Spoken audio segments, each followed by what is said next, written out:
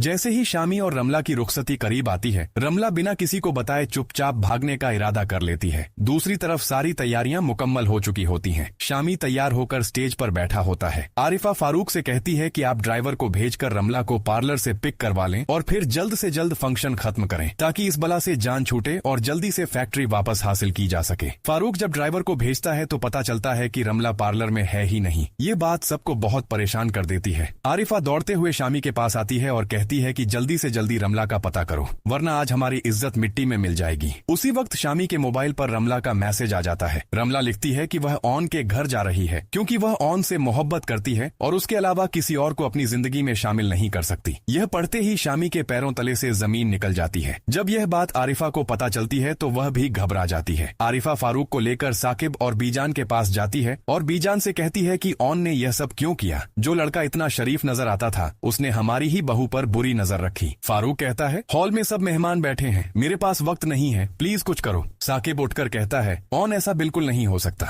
शम्सा मौका देखकर कहती है, मैंने आपको पहले ही मना किया था कि मेरी बेटी की शादी इस लड़के से मत करवाइए, लेकिन आपने मेरी एक न सुनी। अब देख लिया ना नतीजा। उसी वक्त बीजान बोल पड़ती है, इसमें ऑन का कोई कसूर नहीं, रमला ही ऑन पर मरती है। वह उससे मोहब्बत करती है। मैंने अपनी आंखों से कई बार देखा है कि वह जानबूझकर ऑन के रास्ते में आती थी। यह सुनकर सब हैरान रह जाते हैं, लेकिन फारूक उसी वक्त साकिब से ऑन का एड्रेस लेकर वहां पहुंच जाता है। रमला जबरदस्ती ऑन के घर के अंदर दाखिल हो जाती है। ऑन उसे रोकने की बहुत कोशिश करता है, लेकिन वह नहीं रुकती। ऑन उससे पूछता है, तुम इस वक्त अचानक यहाँ क्यों आई हो? रमला कहती है, आज मैं अपनी रुखसती छोड़कर तुम्हारे पास आई हूँ। तुम्हारे बिना किसी और की जिंदगी में नहीं जा सकती और अब यहाँ से कहीं नहीं जाऊंगी। यह सुनकर ऑन गुस्से में आ जाता है और कहता है, मैं अभी तुम्हें धक्के देकर यहाँ से निकाल देता हूँ। लेकिन एला उसका हाथ पकड़ लेती है और कहती है, जल्दबाजी मत करो, पहले बीजान को फोन करके सब सच बता दो। इतने में फारूक और आरिफा भी वहाँ पहुँच जाते हैं। फारूक रमला को गुस्से से देखता है, लेकिन अगले ही पल उसके आगे हाथ जोड़कर कहता है, प्लीज मेरी इज्जत का सवाल है, मेरे साथ चलो,